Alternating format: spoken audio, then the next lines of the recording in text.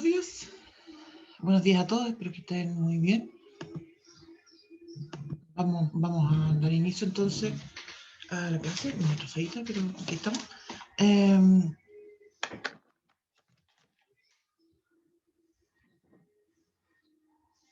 Entonces, vamos a comentar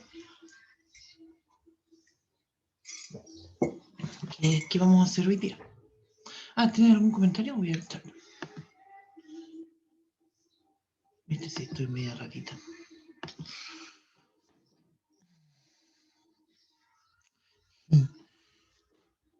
Qué bien.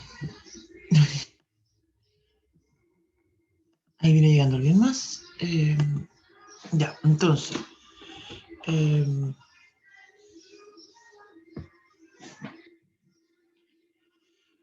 la clase pasada, y quisiera recordar eso porque en la clase pasada nosotros trabajamos con algunos ejercicios sobre funciones trigonométricas y dejamos pendiente algunos, que eran los que tenían que ver con las funciones trigonométricas inversas.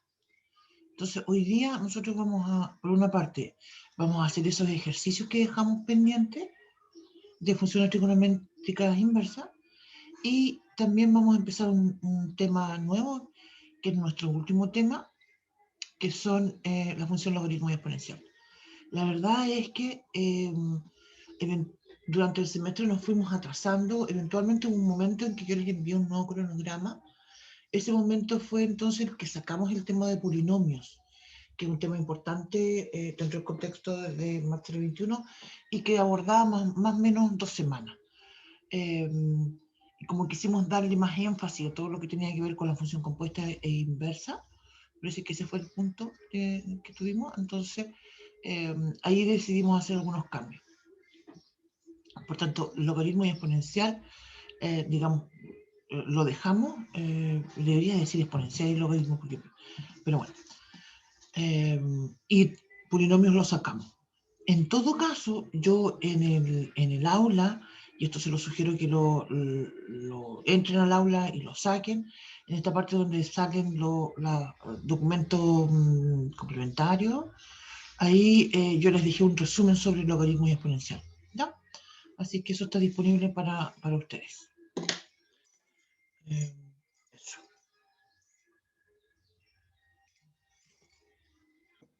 Ya.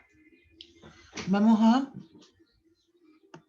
entonces a trabajar y yo creo que sería buena idea, antes de hacer estos ejercicios, creo que sería buena idea hacer un resumen, ¿no?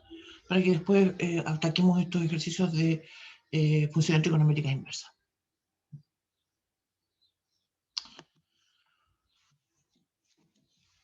Ya, entonces, y vamos más atrás, ¿cierto? Con el tema de la función inversa, ¿cierto? Yo sé entonces que si tengo...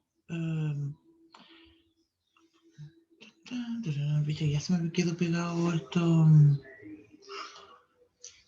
Espera. Ahí. Voy. Espera. Espera. No sé qué estoy haciendo. Estoy rayando cositas. Se me echó a perder la gomita que tenía en esta cosa. Tenía una cosita que borraba y ahora en vez de borrar, raya. No sé qué habrá pasado. Bueno, vamos a decir entonces un repaso sobre... Esto también nos va a servir para lo que vamos a hacer hoy día, porque hoy día vamos a trabajar con la función logaritmo exponencial y tenemos que recordar también la función inversa. Ya. Entonces, tengo una función f que va a ir de a en b, ¿sí? A y b obviamente son conjuntos. Esta va a ser una función.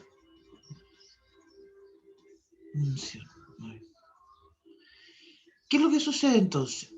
Si yo digo que si llegara a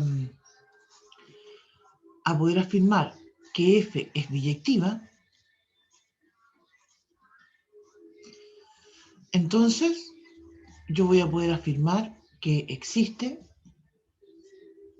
f a la menos 1, que es la inversa, se le llama así, que va de b en a, y es la función inversa.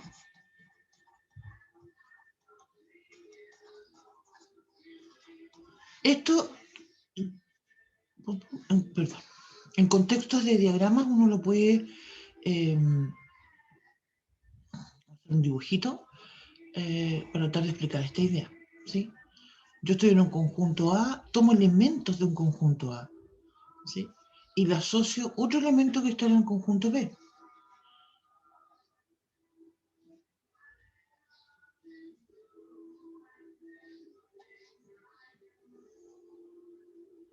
¿Sí? Y tomo algo de A y le asocio un número que está en B. Tomo algo en A y le asocio algo que está en B. ¿Cierto? Y ahí entonces nosotros decimos un I igual a f de x. ¿Qué quiere decir entonces? Que una x que está en un conjunto A, a esa x se le construye un número I. Y esa I se construye a través de una fórmula que es la f. ¿Sí? Y eso, ¿cierto? Es una función, una f. Pero cuando yo digo que tengo una f a la menos 1, quiere decir entonces que cuando me devuelvo de este elemento que está ahora en el conjunto B, me devuelvo exactamente por el mismo camino, por decirlo de alguna forma, ¿cierto? Y vuelvo a tener el mismo conjunto, el punto X. Se fija, si yo estoy acá, ¿cierto? No podría, en el elemento, estoy acá en un elemento en el conjunto B, no podría devolverme al conjunto A por otro y obtener otro valor. No, no podría, ¿cierto? Pues entonces ya no sería una función inversa. Me tengo que devolver y obtener exactamente el mismo valor que tenía en el conjunto A. Esa es la idea, ¿cierto?, de lo que es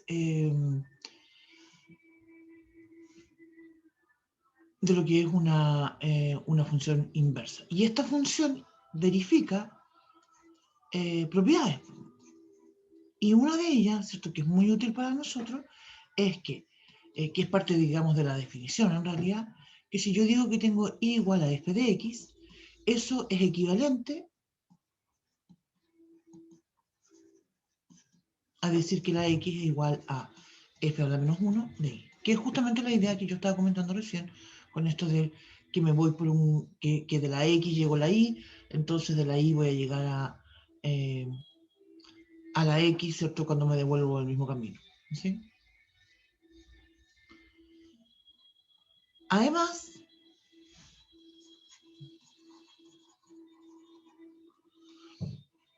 vamos a decir que cuando yo digo que tengo f o f a la menos 1 en x, ¿cierto?, eso va a ser x. Cuando digo que tengo f a la menos 1 o f en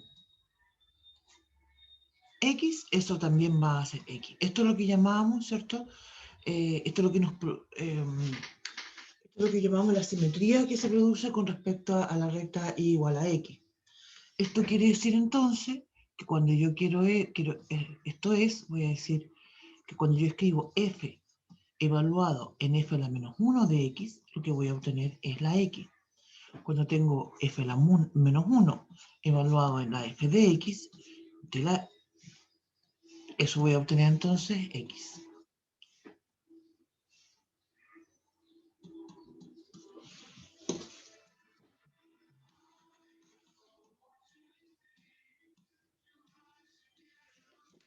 Serían eso entonces es lo que nos ayuda a la función inversa.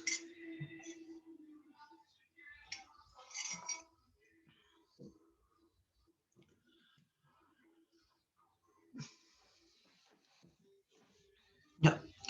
Entonces, eso es. Y, y esto mismo entonces lo usamos nosotros cuando trabajamos con las funciones trigonométricas. Porque estamos en un repaso de la función inversa, ahora vamos a lo que es la función trigonométrica inversa. Ya sea, y nosotros en clases trabajamos entonces con la función seno, coseno y tangente, ¿sí? Pero en realidad, y esto lo comentábamos, también podría hacer lo mismo con la función secante, cosecante y cotangente.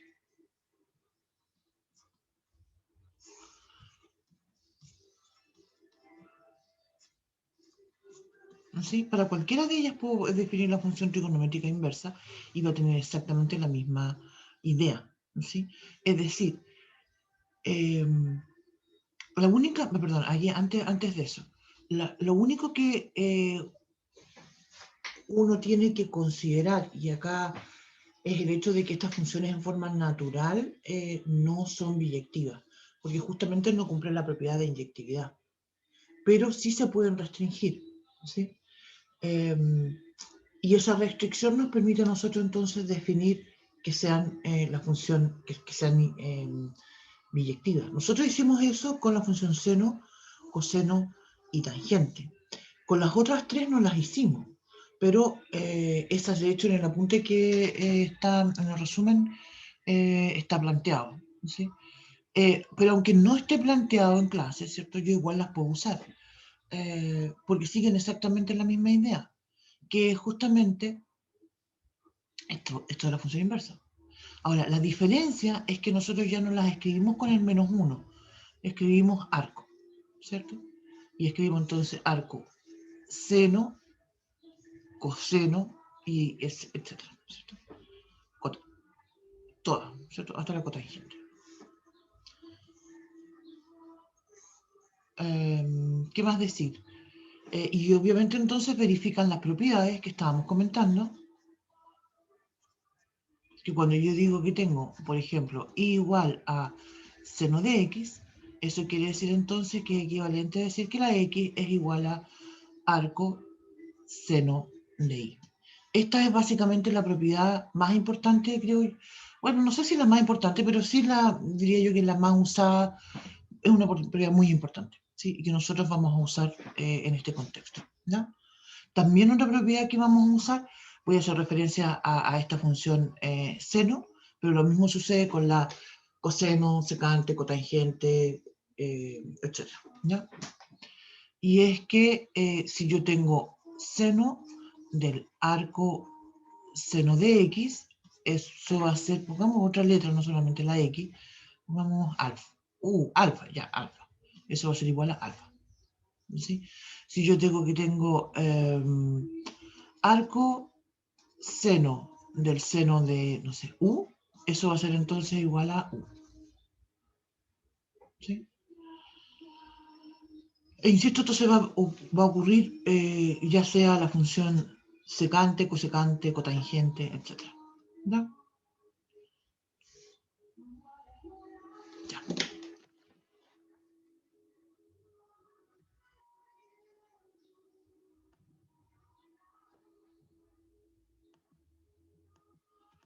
Vamos a ir entonces a revisar el ejercicio 4 de la clase pasada, la clase número 39 era, y que dice lo siguiente.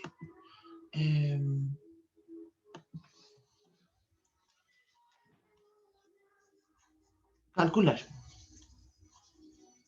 La clase pasada en realidad habían dos problemas con función trigonométrica inversa. Vamos a hacer el 4 primero, que es más simple, y después vamos a pasar al 5. Entonces el problema 4 dice lo siguiente: calcular coseno de 2 veces arco tangente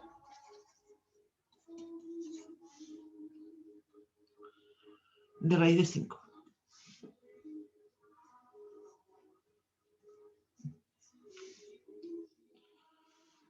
Bien, eso es lo que vamos a calcular.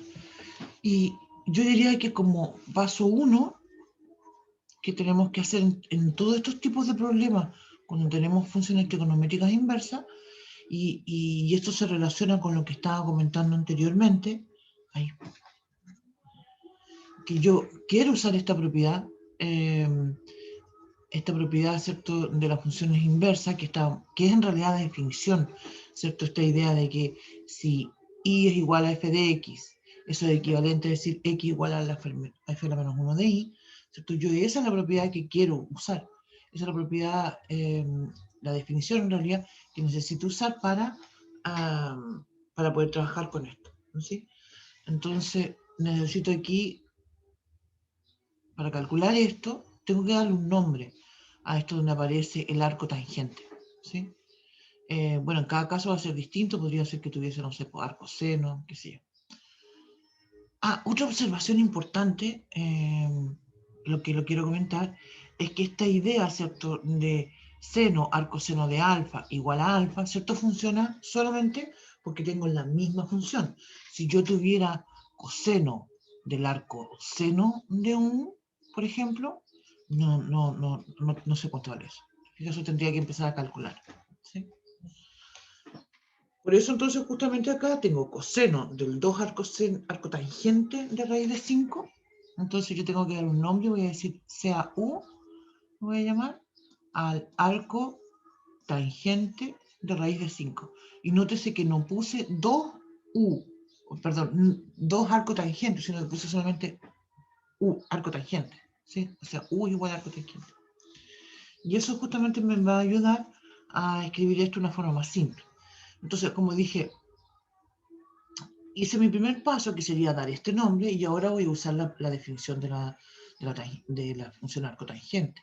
Si el U es igual a arco tangente de raíz de 5, voy a decir entonces que la tangente de U es igual a raíz de 5. Entonces, mi paso 2 sería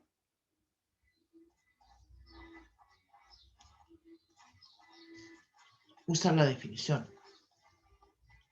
de la función inversa. Ya. Después entonces tengo que, y hay algo que que yo siempre trato de hacer énfasis, y es no olvidar en qué estamos, ¿sí? No olvidar qué queremos calcular. No solamente sería un qué queremos calcular, sino que podríamos decir qué queremos hacer, ¿sí? Porque en algunos casos puede ser que yo tenga que resolver una ecuación, o puede ser que esté demostrando una identidad, ¿sí? En este caso estoy calculando algo, ¿sí? En este caso lo que queremos es calcular. Entonces tengo que calcular y lo voy a reescribir con mi cambio de variable. Quiero calcular coseno, quiero calcular coseno de 2u.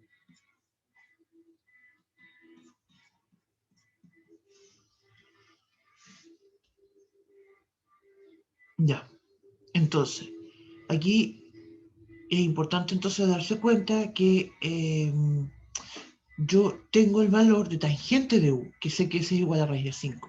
Entonces, coseno de 2u no va a ser problema para mí calcularlo, porque voy a usar que coseno de 2u es igual a coseno cuadrado de u menos seno cuadrado de u. ¿Sí? Y entonces, básicamente lo que necesito saber es cuánto vale el coseno de u y cuánto vale el seno de u. ¿Sí? Eso es lo que necesito. Y no va a tener problema de hacer eso porque sé cuánto vale la tangente.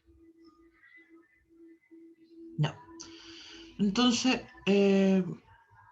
voy a decir tangente. Ahora entonces voy a decir, y ahora mi paso 3, diría yo, sería empezar a calcular las cosas. Voy a escribir calcular. Aquí va a depender, ¿cierto? Este paso 3, diría yo, va a depender de si estoy usando una demostración, si estoy calculando una ecuación, ¿cierto? Pero aquí, en este caso, tengo que calcular. Eso es lo que tengo que hacer. Voy a calcular coseno de u. ¿Cómo? ¿Cómo voy a calcular el coseno de u? Lo voy a calcular como... aquí tengo un tema, porque esto lo comentaba también en la clase pasada. Yo opino que la forma más simple de resolver este tipo de problemas cuando llego a esta parte es pensar en un triángulo rectángulo, ¿sí? Con un ángulo que en este caso se llama U. Se llama U, ¿cierto? Porque es el que usamos en el inicio, podría haber llamado alfa, ¿cierto? Podría usar cualquier otro nombre. Entonces yo creo que el caso más simple, para mí se me hace más simple en realidad, es usar identidades trigonométricas, ¿sí? Comentábamos en la clase pasada que también podría usar, perdón, perdón. Creo que lo más fácil, perdón, bueno, lo siento, muy bien. Creo que lo más fácil es construir un triángulo rectángulo y de ahí calcular coseno y seno. Otra alternativa son las identidades trigonométricas, ¿sí? En algunos casos es más fácil usar identidades. Creo que no la clase basada, pero eventualmente hubo un ejercicio que hicimos donde usamos identidades y nos salió mucho más fácil. Yo voy a usar un triángulo rectángulo y por tanto las definiciones de las funciones trigonométricas, ¿sí? Voy a decir entonces que coseno se define como el cateto adyacente, ahí, dividido la hipotenusa.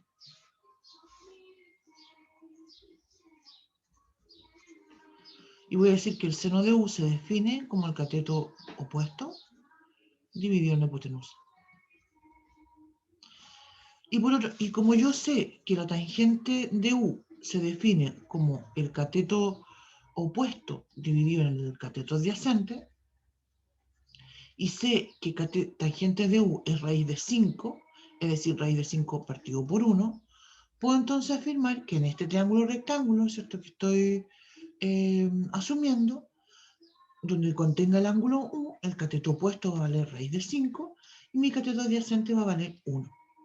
Y por tanto la hipotenusa va a tomar el valor de, ¿cierto?, al cuadrado, tengo 5 al cuadrado, raíz de 5 al cuadrado 5, más 1 al cuadrado, 6 en raíz cuadrada, raíz de 6. ¿Sí? El cuadrado de la hipotenusa va a ser igual al cuadrado de la suma de los catetos. A los catetos al cuadrado. La suma de los catetos al cuadrado, perdón. Ya. Y eso. Entonces, ya con eso puedo calcular, voy a ir a la otra hojita, ya entonces voy a poder calcular coseno de U, que va a ser 1 partido por raíz de 6, seno de U, que va a ser cateto opuesto, raíz de 5 partido por raíz de 6, que es mi hipotenusa, como dijimos. Y entonces, como dijimos, lo que queremos calcular es, voy a volver, como dijimos, lo que queremos calcular es coseno de 2u, voy a escribir esto todo de nuevo, ¿cierto? Que dijimos que queremos calcular coseno de 2, voy a escribirlo todo esto de nuevo para que tratar de que quede bien claro de que en efecto eso es lo que estoy calculando.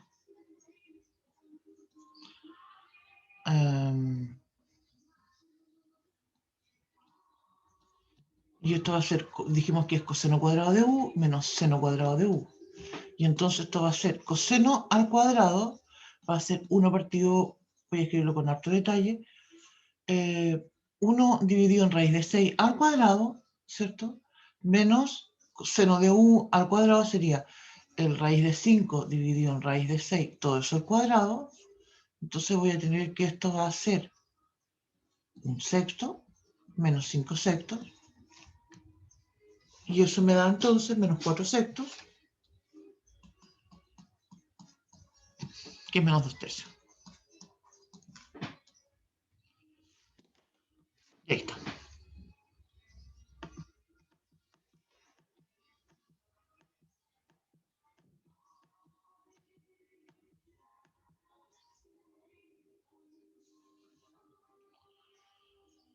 ¿No?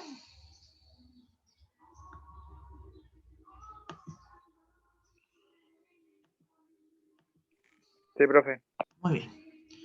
Voy a compartir entonces ahora con ustedes el ejercicio 1 de la clase 39. Este ejercicio es un poco más complicado que el anterior, pero de todas maneras vamos a seguir la misma lógica. Aquí dice calcular el valor exacto de seno del arco tangente de un medio más arco coseno de 4/5.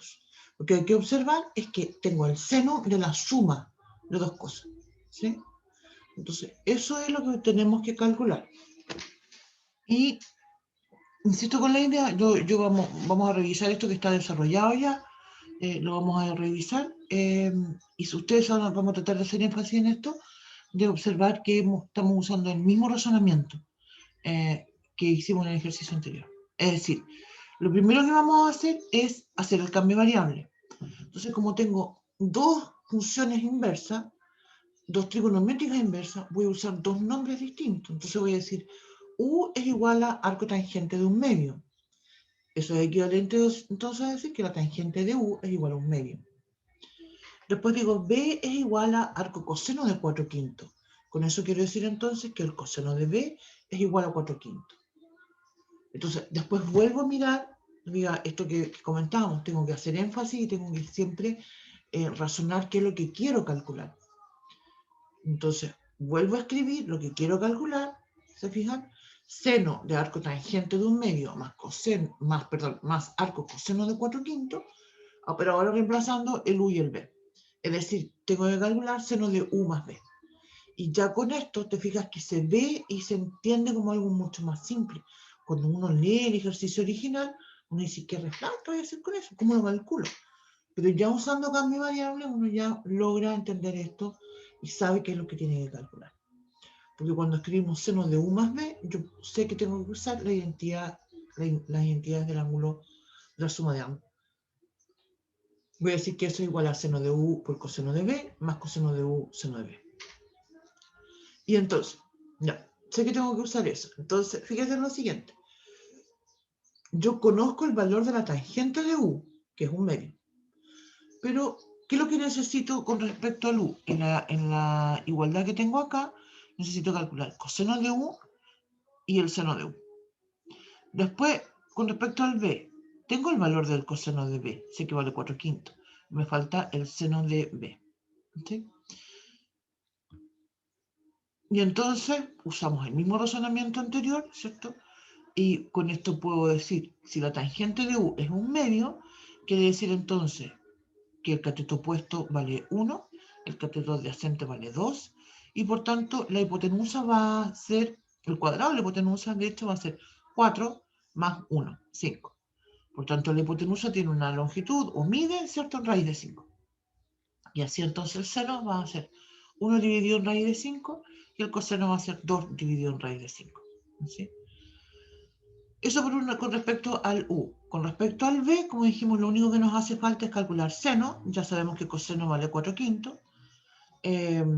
Como coseno vale 4/5, quiere decir entonces que el cateto adyacente vale 4 y la hipotenusa vale 5. ¿Cuánto va a valer entonces el cateto opuesto? Va a valer 3, ¿cierto? Y por tanto entonces seno va a ser 3 sobre 5. Y ahí entonces ya calculé lo que me faltaba del seno de B.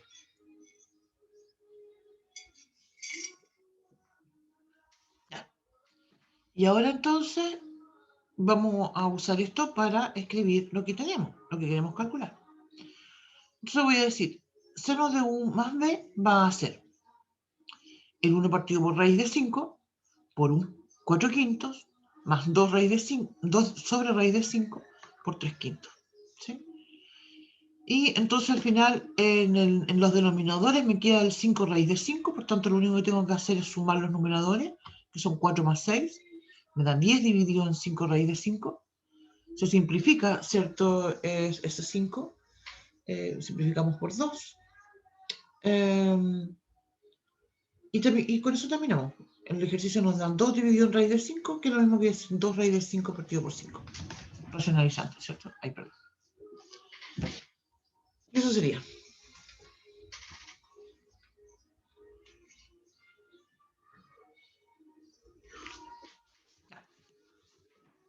Eso sería entonces el tema nuestro, el tema con esta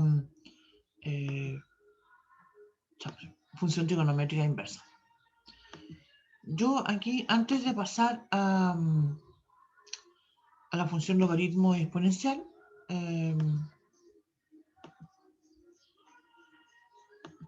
quiero hacer énfasis en algunas cosas. ¿Qué cosas necesitamos? ¿Qué cosas son importantes con respecto a las funciones trigonométricas? Como temas clave para poder trabajar bien con las funciones trigonométricas.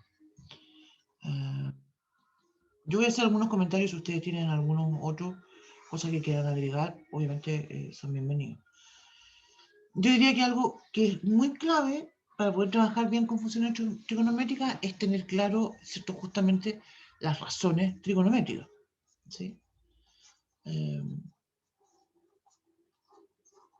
Entendiendo esto, ¿cierto?, como las 6 definiciones de seno, coseno, tangente, etc. ¿Sí? Y dentro de esto también diría yo que son estos valores que lo podemos resumir en esta tablita, ¿cierto?, que hemos construido cuando escribimos el 1, 2, 3, 4. Son los valores para seno y coseno de estos ángulos que son el 0, el pi medio, el pi tercio, el pi sexto. No, espérate que me equivoqué aquí. 4 y 6.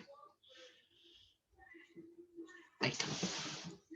Esos son temas importantes. Otra cosa importante, diría yo, que es el tema de los cuadrantes, ¿sí? De ubicarse en el plano cartesiano, ¿cierto? Del signo que tienen los cuadrantes. No solamente conocer los signos, sino que además conocer cómo se construyen esos ángulos, ¿sí?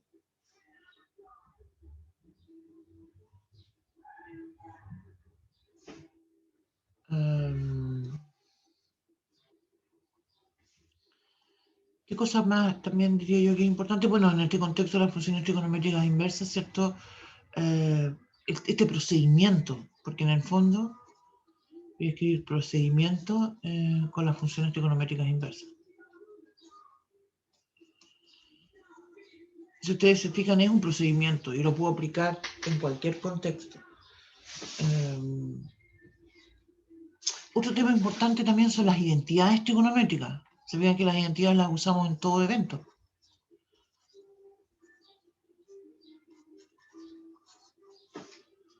Otro tema importante son resolver ecuaciones. Y si ustedes se fijan, para resolver ecuaciones, ¿cierto? Nosotros ya usamos identidades, razones trigonométricas, los valores, en qué cuadrante estoy, ¿cierto? Eso. Ya, eso es como una idea como para cerrar un poco esto. ¿Ya?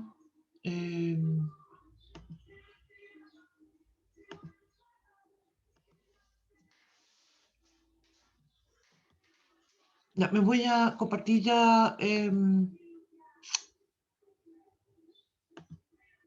PDF. Este es el PDF número 40, la clase número 40, que corresponde, ¿cierto?, a esta semana, donde vamos a empezar a trabajar con la función logaritmo y exponencial. ¿Sí? Primero vamos a partir con la función exponencial, después vamos a continuar con la función logaritmo, vamos a resolver algunas ecuaciones, y después de eso, y vamos a quedar en eso en realidad. No creo que alcancemos a hacerlo todo hoy día, porque ya nos queda muy poquito rato de la clase. Pero al menos vamos a iniciar con esto. Algo importante a todo esto que quisiera yo destacar es que justamente antes de empezar, nosotros vamos a definir primero la función exponencial y después vamos a definir la función logaritmo. La vamos a definir como la inversa de la función exponencial. Nosotros ya trabajamos con logaritmo, trabajamos con potencia, trabajamos con raíces, ¿cierto? Así que el trabajo que vamos a hacer ahora nos va por ese lado, ¿sí? Si bien vamos a volver a usar propiedades de logaritmo y función y de las potencias, en realidad el énfasis va justamente en mostrar una función trigonométrica, perdón, no, mostrar un caso de una función inversa, cómo se resuelven ecuaciones y algunos problemas de planteo, ¿sí? Que son, digamos, bien, bien importantes, ¿no? Así que por ese lado va el énfasis. E insisto en contextos de funciones. Claro. Entonces, vamos con la función exponencial. Vamos a decir entonces, sea a mayor que 0. A es la base. A es distinto de 1. La función entonces f, que va de r en r, que la escribimos como f de x igual a elevado a x, se llama función exponencial de base a. Y verifica que el dominio de la función son todos los reales. ¿Sí? Claro, si yo digo a elevado a x, esa a puede ser cualquier número. 2, 100, 1 millón, 0, 1, menos 1. El a, la base, es el que estamos diciendo que tiene que ser positivo y distinto de 1. Entonces, una razón importante por la cual la base tiene que ser estrictamente mayor que 0 es que si ya empezamos a permitir que, si permitiéramos que la fuera un número negativo, la cosa quedaría una cosa bien extraña y no podríamos hacer un estudio como el que planteamos a continuación. Por eso entonces, ese caso de que la negativo se elimina. ¿Sí? Ya, entonces, la función a elevado a x. La x, ¿cierto? ¿Tiene algún impedimento? No, la x puede ser cualquier cosa. El dominio son todos reales. Y el recorrido, eso sí que tiene una restricción. El recorrido va a ser del 0 al más infinito, sin contar el 0. ¿Sí? Y esto justamente porque estábamos comentando no se le permite a la base que sea un número negativo o que sea igual a 0. ¿Ya? Tenemos algunas propiedades, ¿cierto? Entonces las propiedades, dado que a es mayor que 0 y distinto de 1, entonces la función va a verificar que f de x es mayor que 0 para todo x en R, que f de 0 va a ser igual a 1 y que f de 1 va a ser igual a a. Además, la función f es biyectiva, ¿sí? Y eso es un tema importante justamente para lo que vamos a comentar después de su inversa, que va a ser logaritmo. Ya. Entonces, aquí hay algo que vamos a ver a continuación es la gráfica de la función, ¿ya? Y la gráfica, si bien el a es estrictamente mayor que 0, hay dos casos distintos que vamos a destacar.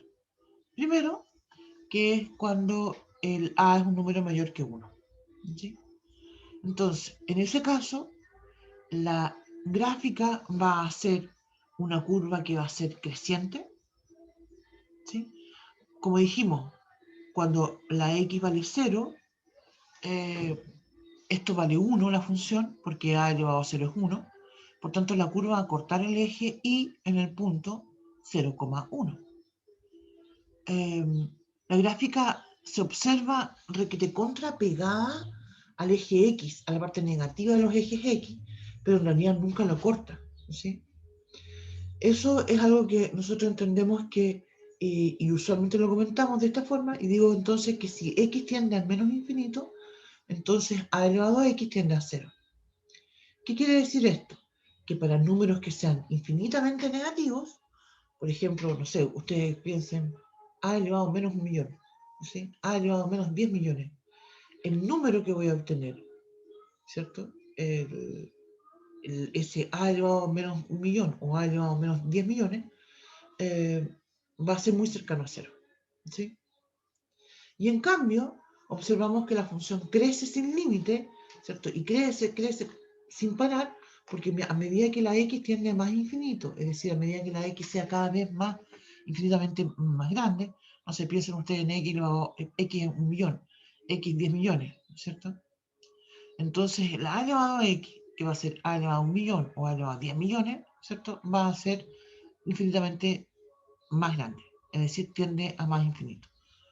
O dicho de otra forma, crece sin límite. ¿No? Ese es el caso cuando la base es igual a 1. Por ejemplo, ustedes podrían pensar, ¿cuál es una base igual a 1, mayor a 1? No sé, puede ser una base 2, 10, 3, 100, ¿no es cierto? Ya vamos a comentar algunos de las bases más utilizadas. Ya, el otro caso que vamos a comentar es cuando ese número a la base está entre 0 y 1. Si 0 es menor que a y menor que 1, entonces la gráfica va a cambiar. La función va a ser decreciente en todo su dominio. Lo sigue pasando por el punto 0,1, obviamente, pero el tema es que si x tiende a más infinito, entonces a elevado a x tiende a 0. Y por otra parte, si x tiende a menos infinito, entonces a elevado a x tiende a más infinito. Eso es lo que va a suceder. Ahora, esto va a suceder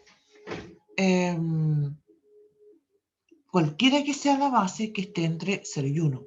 Por ejemplo, una base igual a un medio, un tercio, un quinto, para cualquiera de esas bases. ¿Sí? La gráfica da la impresión de que cortara el eje X, pero en realidad no lo hace.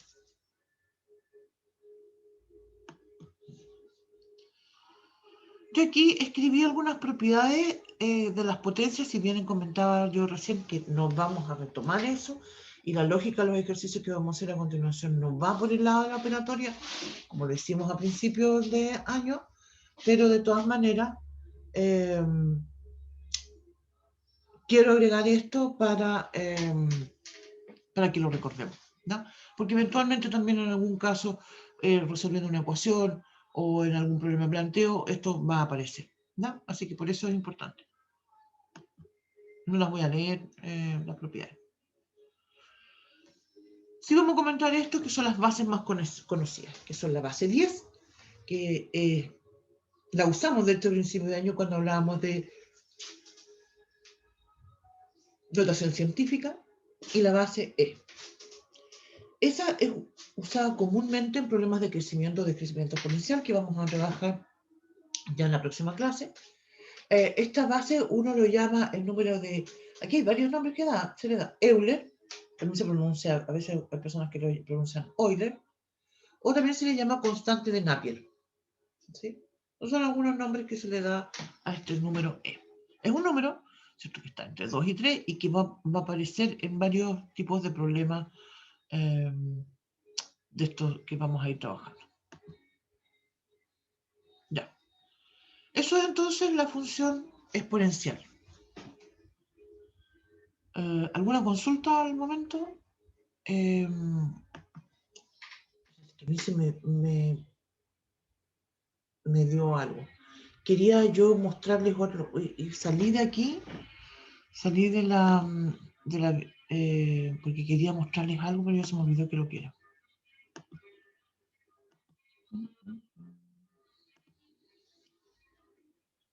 Me olvidó.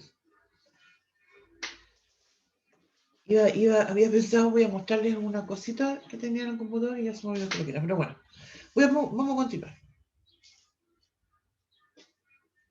Vamos a decir entonces que tengo la función logaritmo.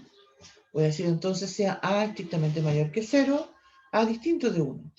La función exponencial, entonces, como dijimos, es biyectiva. La función, entonces, ahora la escribimos como f que va de r en r+. Recordar, entonces, que el recorrido que acabamos de comentar son justamente los reales positivos. Por eso, entonces, decimos que la f va a ir de r en r+, donde f de x es igual a elevado a x. Y por tanto, entonces, biyectiva, y eso quiere decir que es invertible, es decir, que tiene inversa. Entonces voy a decir que la función g, que va a ir de r más en r, va a ser esa función, la función inversa. Y esa es la que nosotros llamamos logaritmo, ¿sí?, en base a. Y se denota, ¿cierto?, log con un subíndice, la base a, y entre paréntesis la x. Ahora, usando la definición de función inversa, quiere decir entonces que cuando yo digo que y es igual a elevado a x, eso va a ser equivalente a decir que logaritmo en base a de y va a ser igual a x. ¿Sí? Y las propiedades entonces que tenemos son las propiedades del logaritmo en realidad, y vamos a decir entonces que log en base a de 1 es igual a 0, y eso es natural que sea así porque a elevado a 0 es igual a 1. También entonces sabemos que log en base a de a es igual a 1, que también es obvio porque a elevado a 1 es igual a a. Y por último, que la función g es biyectiva. ¿Sí? Ni en el caso de la función exponencial, ni en el caso de la función logaritmo hicimos la demostración de por qué es biyectiva. Pero es importante de comprender que sí son biyectivas, ¿cierto?, estas dos funciones. Comentemos entonces ahora lo de la gráfica. ¿Sí? Yo no quise poner, esto es algo importante, no quise poner en la misma gráfica la función logaritmo con su respectiva exponencial, porque pensé que iba a ser iba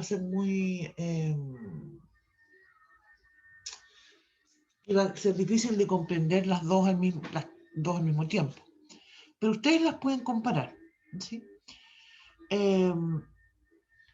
Si yo comparo la función exponencial con la función logaritmo en esta base a mayor o igual que 1, nos vamos a dar cuenta, ¿cierto?, que tiene esta simetría con respecto al i igual a x, ¿sí?, que es algo que habíamos comentado anteriormente. Mientras tanto, ¿cierto?, vamos a hablar de las propiedades que tiene esta función. Y voy a decir entonces que g es creciente en todo su dominio, ¿cierto? Es una curva que crece, ahora pasa por el punto x igual a 0 y igual a 1. ¿Cierto? ¿Recuerdan que antes la exponencial pasaba por el 0, 1? Ahora este pasa por el 1, 0. Por esta lógica, ¿cierto?, de esta propiedad que tiene la inversa. Además, vamos a decir que si x tiende a más infinito, entonces el logaritmo en base a de x tiende a más infinito. Es decir, esta función crece sin límite. ¿Sí? Si x tiende a 0 a través de valores positivos, entonces el logaritmo en base a de x tiende a menos infinito. ¿Sí? La curva, ¿cierto?, se acerca mucho al eje y, pero no lo va a tocar. ¿Sí? Así que no va a pasar hacia el otro lado donde están los valores negativos. Por eso decimos que x se acerca a 0, pero solamente a través de valores positivos, es decir, hacia la derecha de esta función. Ahora, algo importante de observar, y justamente fíjense ustedes en el punto este, el x igual a 1 y igual a 0, que es donde corta el punto, la curva al eje x. Entonces, para todas las x que sean mayores que 1, observen entonces que la curva está por sobre el eje x, y eso quiere decir entonces que va a tomar valores positivos. En cambio, para las x que estén menores que 1, en realidad, para ser más precisa, los valores de x que estén entre 0 y 1, la curva está debajo del eje x, y eso quiere decir entonces que el logaritmo en base a de x va a ser negativo para todas las x que estén entre 0 y 1. ¿Ya? Eso entonces por una parte. Ahora me voy a ir a comentar la otra gráfica, que es cuando está entre 0 y 1 el valor de la base. En este caso la gráfica es decreciente en todo su dominio. ¿Sí? A medida que x tiende a más infinito, entonces el logaritmo en base a de x tiende a menos infinito. Se fijan, mientras valores x más infinitamente más grandes, el logaritmo va a tomar valores infinitamente más negativos. Por otra parte, observamos que la gráfica se pega al eje x, pero ahora esto es cuando la x tiende a 0 a través de valores positivos. Y se pega al eje y se va al más infinito. No va a cortar nunca el eje y. Pero sí también observamos que en esta gráfica tenemos el punto 1, 0, ¿cierto? La curva para el x igual a 1, la curva vale 0 y es igual a 0. Y observamos entonces que cuando la x es mayor que 0, la curva, ¿cierto?, está por debajo del eje x, y eso quiere decir entonces que el logaritmo en base a de x es 0. En cambio, cuando la x es menor que 1, en realidad, insisto, para ser más precisa, cuando la x está entre 0 y 1, perdón, la curva está sobre el eje x. Y eso quiere decir entonces que el logaritmo en base a de x va a tomar valores positivos solo cuando la x esté entre 0 y 1. Eso es. Eso es entonces mis comentarios sobre la función logaritmo. Y por último, para que vamos ya cerrando esto, las bases más conocidas son justamente la base 10 y la base E. Cuando tenemos la base 10, es muy común llamar a este logaritmo decimal o logaritmo vulgar, y solamente escribimos log, omitimos el valor de la base. Es decir, eso. En cambio, cuando la base es E, le llamamos a este logaritmo natural, y la notación la cambiamos y escribimos ln. ¿Sí?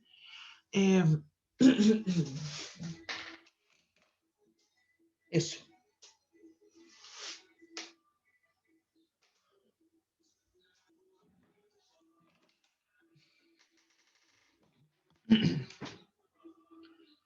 Eso es entonces.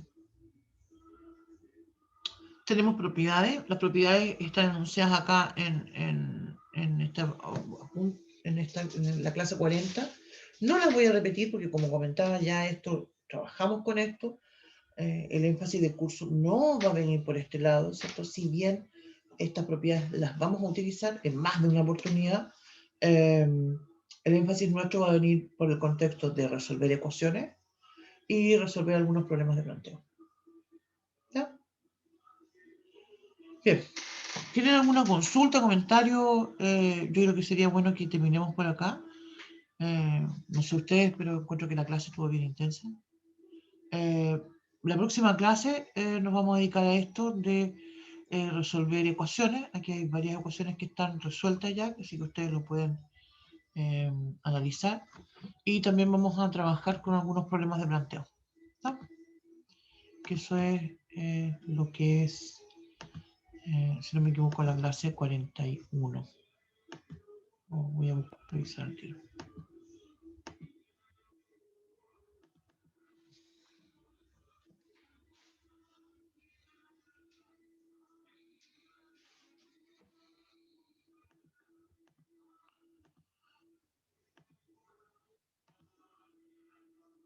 La clase 41, lo tengo acá. Sí, básicamente nosotros vamos a revisar, no me acuerdo si son 2 o 3 modelos que planteé. Uno es este que se llama modelo de crecimiento y decrecimiento. Otro es la ley de enfriamiento de Newton.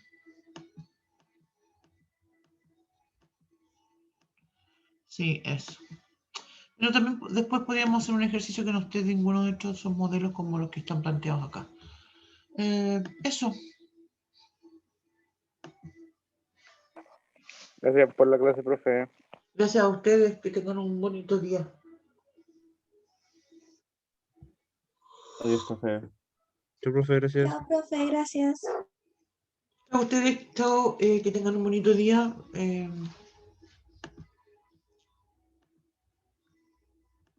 Muchas gracias y nos vemos en